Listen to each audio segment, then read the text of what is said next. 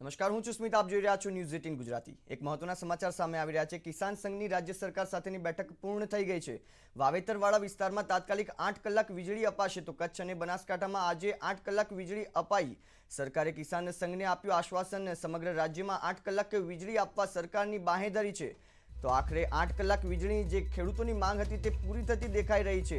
કિસાન સંઘની રાજ્ય સરકાર સાથે બેઠક મળી હતી જે પૂર્ણ થઈ ગઈ છે. વાવેતરવાળા વિસ્તારમાં તાત્કાલિક 8 કલાક વીજળી આપવાની બાંહેધરી આપવામાં આવી છે. તો કચ્છ અને બનાસકાંઠામાં આજે 8 કલાક વીજળી અપાયું હોવાનું પણ કહેવામાં આવ્યું છે. સરકારે કિસાન સંઘને આપ્યું છે આશ્વાસન.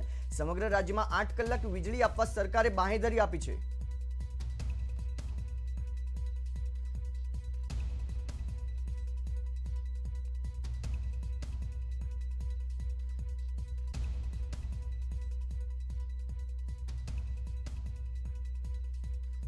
તો કિસાન સંઘ સાથે રાજ્ય સરકારની બેઠક મળી હતી જે પૂર્ણ થઈ ગઈ છે. આખરે 8 કલાક વીજળી આપવાની બાંહેધરી સરકાર તરફથી પણ આપવામાં આવી છે.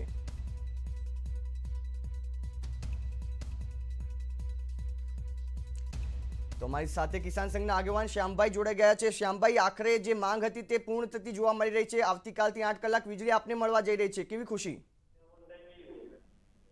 અત્યારે અમારી બેઠકમાં એવું નક્કી કરવામાં આવ્યું છે સમગ્ર ગુજરાતના ખેડૂતોને તાત્કાલિક 8 કલાક પાવર મળે અને આજે પણ જ્યાં જરૂરિયાત હતી ત્યાં 8 કલાક પાવર મળ્યો છે એવું ઉર્જા મંત્રીનું કહેવું હતું. પણ અમારા મેસેજમાં એવું છે કે હજી અમુક જગ્યાએ પાવર થોડોક ઓછો છે. એટલે ઉર્જા મંત્રીનો એમાં જવાબ હતો કે અમે તાત્કાલિક સુધારો કરી અને ખેડૂતોને 8 કલાકમાં એકે પણ મિનિટ અમે ઓછી કરવાના નથી. એટલા માટેનો આજે અમારી બેઠકમાં ઉર્જા મંત્રીના જવાબ સાથે ભારતીય કિસાન સંઘનો એવો જવાબ હતો કે ગુજરાતની અંદર ખેડૂતો 8 કલાકમાં 1 મિનિટ પણ ઓછી પાવર લેવા માંગતા નથી. જે કાંઈ અત્યારે સિચ્યુએશન ખરાબ થયું છે તો એના માટે આપ ગમે તે કરો અને ખેડૂતોને પાવર પૂરો પાડો એવી અમારી રજૂઆત હતી.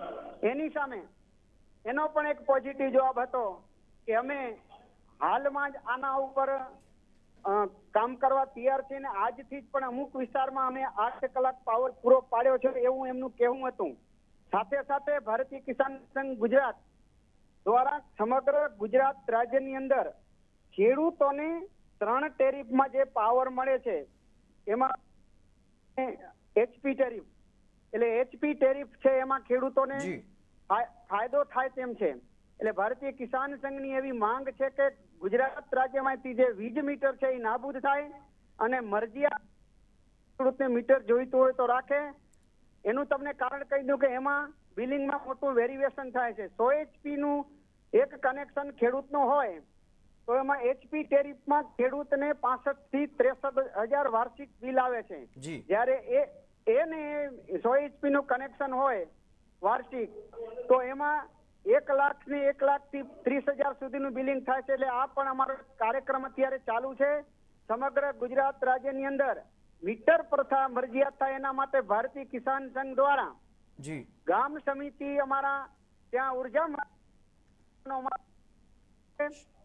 આ 8 કલાકમાં પણ જો સરકાર કાંઈ પણ આડું કરશે. શ્યામભાઈ, જે મુખ્ય મુદ્દો હતો વીજળીનો, જે મુખ્ય મુદ્દો હતો તે બાદ સરકાર હવે સકારાત્મક વલણ સાથે આગળ આવી છે અને તમામ જે ખેડૂતોને છે તેને 8 કલાક વીજળી આપવાની બાંહેધરી આપી છે. આપનો ખૂબ ખૂબ આભાર ન્યૂઝ 18 ગુજરાતી સાથે જોડાવા બદલ. આખરે ખેડૂતોની માંગ સ્વીકારાઈ છે અને ખેડૂતોએ પણ હાશકારો અનુભવ્યો છે કારણ કે લાંબા સમયથી 6 કલાક વીજળી મળતી હતી.